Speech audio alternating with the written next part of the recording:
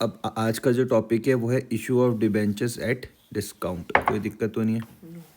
जैसे आप इस डिस्काउंट को देख रहे हो तो आप किस तरीके से समझ सकते हो। मान लेते हैं मैंने कहा कोई डिबेंचर है 100 रुपये का। कितने रुपये का डिबेंचर है? 100 रुपये का। और कंपनी ने क्या करा है, 100 रुपये का डिबेंचर 95 में इशू किया। तो किसका केस बन जाएगा? डिस्काउंट का केस बन जाएगा।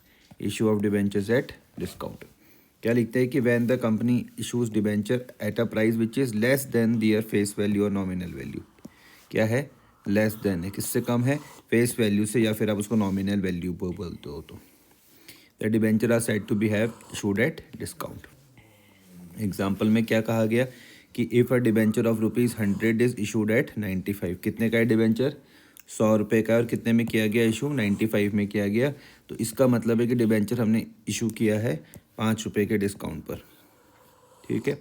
There are no restrictions in the companies act regarding the maximum limit for discount on debentures. पूछा जा सकता है क्या कोई लिमिट है? आंसर है नहीं, कोई भी लिमिट नहीं है। जितना चाहे उतना डिस्काउंट दे सकते हैं। क्लियर हो गया? पक्का?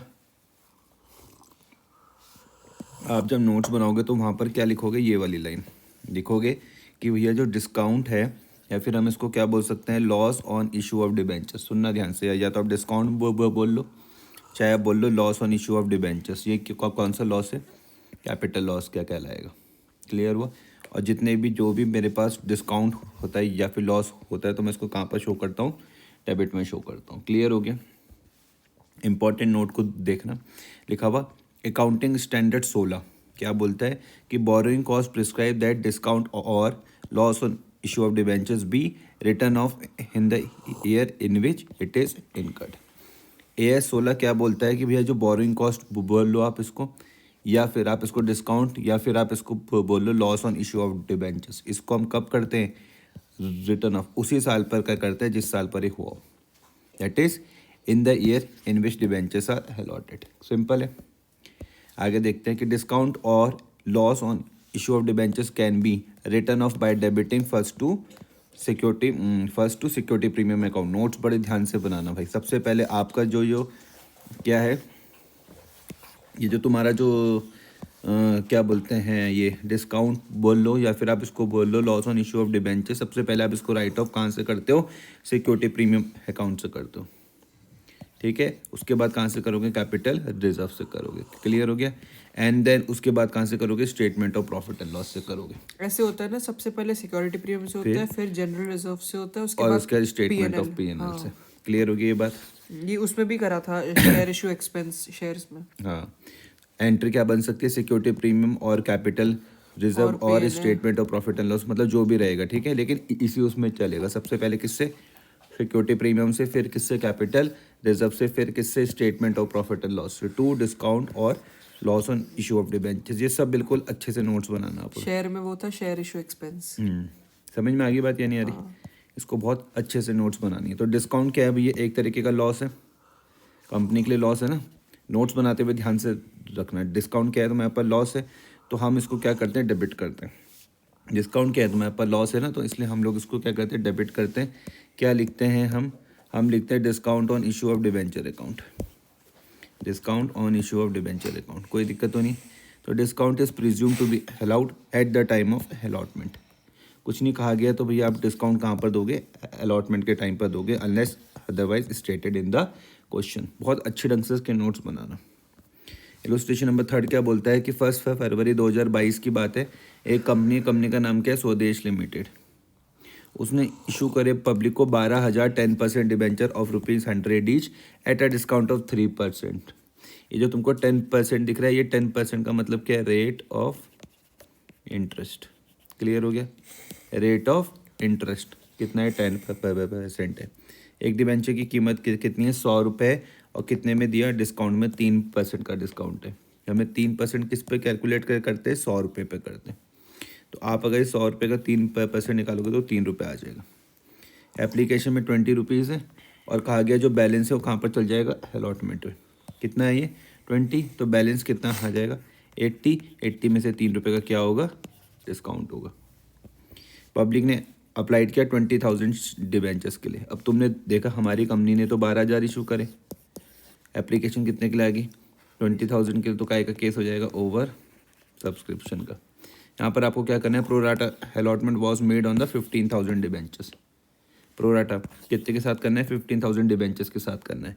इसका मतलब मुझे 5,000 के पैसे क्या करने पड़ रहे होंगे, वापस करने पड़ रहे होंगे। The debenture were to be redeemed at par after 4 year. Redeem का मतलब क्या है, वापस करना। कितने टाइम बाद कर रहे, 4 साल बाद कर रहे। कैसे कर रहे, पार पर कर रहे। क्लियर हो गया। इशू काय पर किया था, डिस्काउंट पर किया था। वापस काय पर कर रहे, पार पर कर रहे।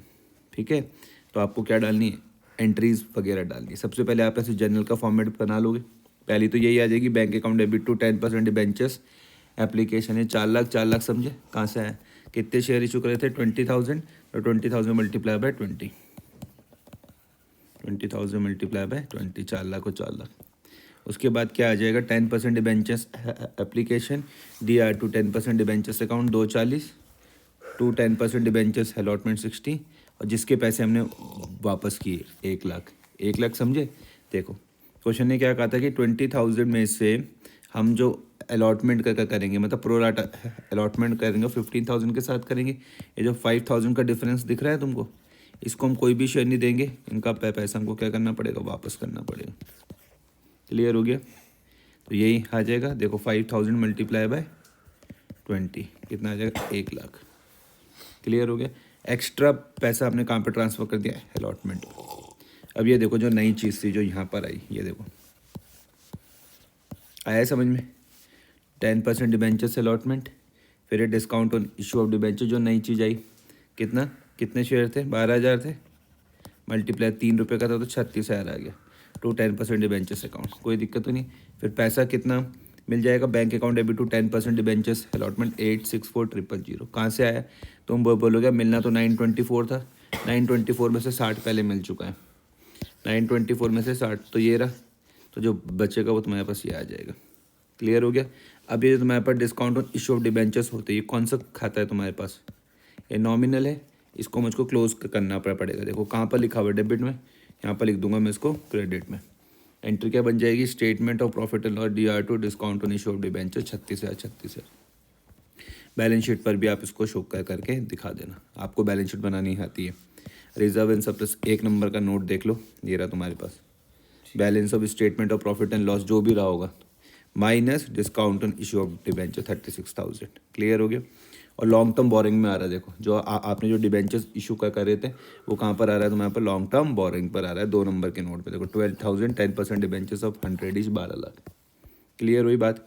It should be noted that in case the full amount of debenture is received in one instalment, the amount should be credited to debentures application and allotment instead of a debenture application account. ये वाली बात समझ में आ रही, किसके बारे में बात करी गई, इन्होंने लमसम की एंट्री के बारे में बात करी गई।